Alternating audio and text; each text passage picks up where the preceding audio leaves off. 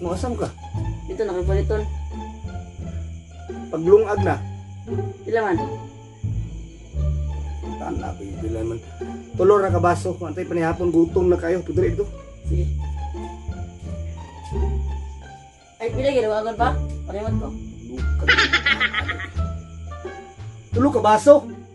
Ay, dapat. Mag-email kay Haud kay ka. Taan nga.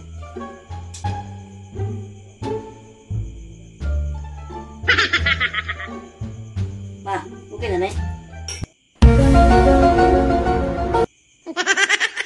Ito man yun taon. Tulo ka baso. Alam ka. O sige.